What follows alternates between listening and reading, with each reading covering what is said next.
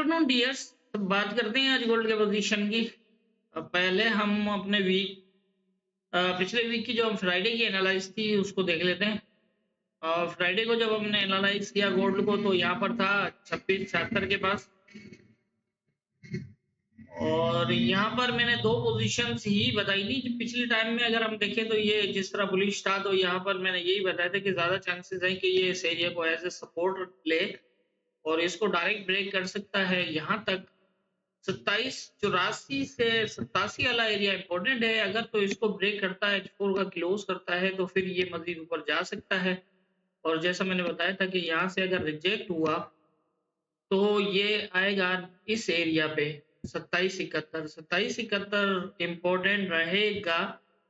यहाँ पर आप देख रहे हैं जैसा मैंने बताया था कि 2771 अगर ब्रेक ना हुआ तो ये अगेन बुलिश होगा, लेकिन अगर 2771 ब्रेक हो जाए तो फिर आप वेट करिएगा, ये दोबारा जाएगा यहाँ तक 2670 के पास, और ये 2670 के पास गया और यहाँ से जो है वो आएगा यहाँ तक, और यहाँ से ये आया यहाँ तक। यहाँ भी ये था कि ये सपोर्ट जो है वो डायरेक्ट ब्रेक कर दिया था तो मजीद और नीचे जाने के ही चांसेस थे। इस तरह से हमारे लेवल्स काम करते हैं और हमारे लेवल्स के ऊपर इसी तरह से ही काम किया जाता है। वेल कंफर्मेशन के लिए आप यूज कर सकते हैं M15 के सेटअप जो लाइव सेशन के अंदर मौजूद हैं।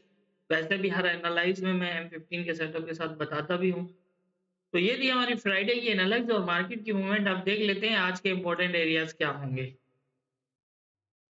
आज के इंपॉर्टेंट एरियाज की अगर हम बात करें तो इस टाइम जिस एरिया से मार्केट ने एज ए सपोर्ट लिया है ये एरिया जो है वो कोई प्रॉपर सपोर्ट तो नहीं है, जबकि इसकी प्रॉपर अब सपोर्ट जो है वो 2743 से 38 वाला एरिया है। ये एक माइनर बनता है यहाँ 2749, जिसको भी इसने ब्रेक किया, और यहाँ पर अगर हम देखें तो H1 का भी क्लोज लगा है और नीचे से इस एरिया से जहां से ये बुलिश हुआ भी है तो यहाँ पे भी एक बुलिश एक बेरिश M15 में उसके बाद ही जो है वो बुलिश हुआ है। तो इसका मतलब ये है कि अब H1 का क्लोज जो है वो 2749 के नीचे नहीं लगा।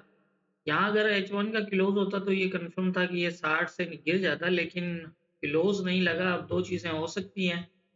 अगर हम M15 को अगर गौर से देखें तो यहाँ पर कुछ वीकनेस ही शो कर रहा है, क्योंकि ये वाला जो एरिया है यहाँ पर हम देखें एक बुलिश है, उसके बाद एक बेरिश और उसके बाद ये तीन बुलिश एक बेरिश, और अगर इसको एज ए सपोर्ट देखते हैं तो भी एक बुलिश और फिर बेरिश क्लोज, फिर इस तरह से जो है वो पोजीशन बनी हुई है। मतलब ये एक राउंड फिर दोबारा नीचे का लगाएगा और अब देखना ये है कि कौन सा एरिया जो है वो इसका रहता है राउंड का।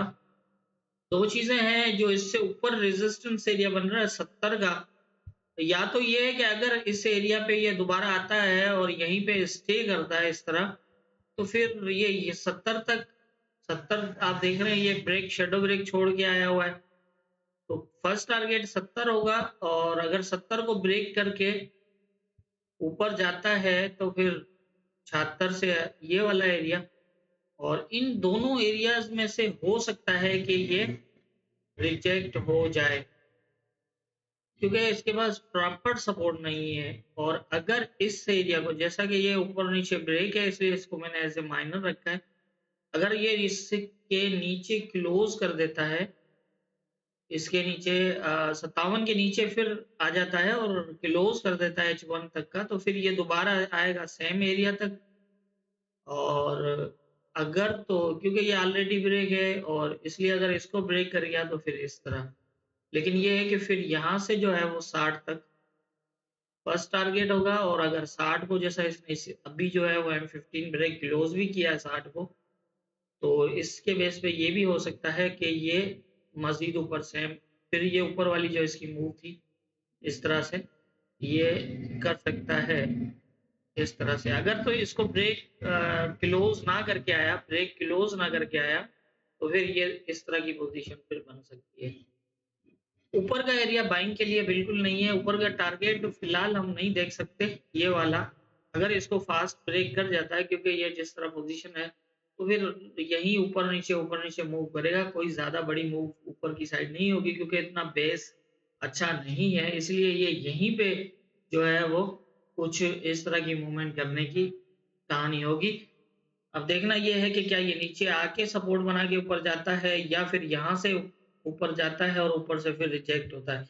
इन दोनों में से कुछ होना है, क्योंकि यहाँ पर कंफर्म नहीं है, एक बुलिश एक बेरिश, और फिर एक बुलिश और फिर बेरिश बना रहा है, तो इट मीन्स के इतना ज्यादा स्ट्रांग नहीं है यहाँ पर। लेकिन अगर इससे यहाँ से ये अगर चला भी गया, इस एरिया को ब्रेक ना किया, तो ये हो सकता है कि 70 से रिजेक्ट हो जाए और 70 से ये दोबारा नीचे आ जाएगा। लेकिन अगर ये यहीं से ब्रेक कर देता है और ये फिर नीचे आ जाएगा, तो फिर ये एरियाज पॉसिबल होंगे, अच्छे बाइंग एरिया मिलेंगे।